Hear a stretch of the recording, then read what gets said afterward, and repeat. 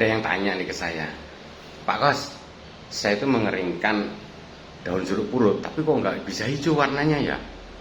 Padahal waktu beli di pasar, daunnya hijau, seger-seger. Nah, apa yang salah? Kalau kita beli daun jeruk purut di pasar, maka kita tidak tahu seberapa segar, seberapa lama dia dipetik dari tangkainya. Kemudian ketika sudah dipetik di kebun, bawahnya pakai apa?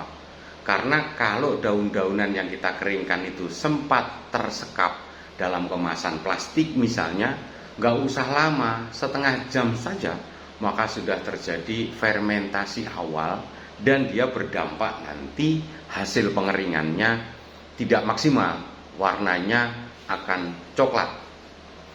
Terus ada masalah lagi nih, UMKM mengeringkan wortel.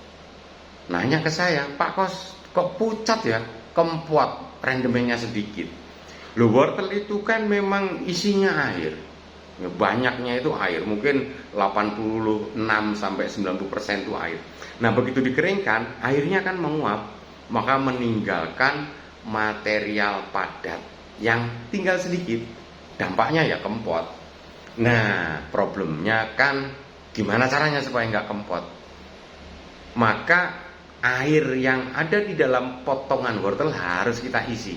Kita ganti dengan material pengisi pengganti air.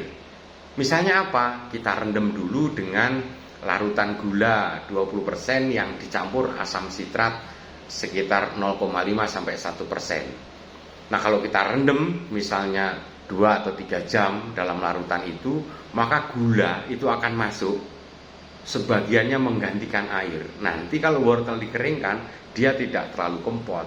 Terus fungsi asam sitrat untuk apa? Supaya warna wortel tetap kemerahan ketika dia kering, tidak pucat.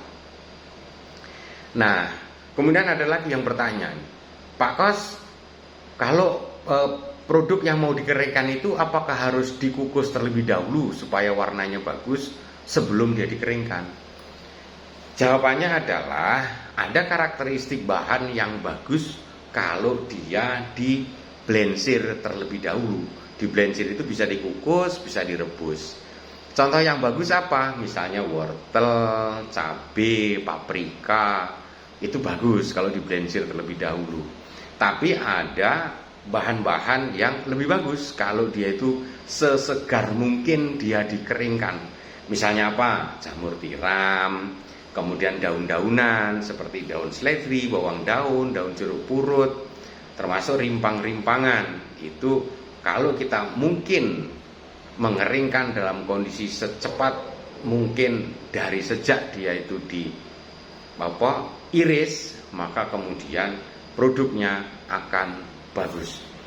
Tapi kalau misalnya produk yang tidak cocok untuk dikukus, kok dikukus terlebih dahulu, ya belenyek, nanti waktu dikeringkan dia jelek. Demikian, moga-moga bisa menambah wawasan. Kita ketemu lagi di tanya jawab selanjutnya.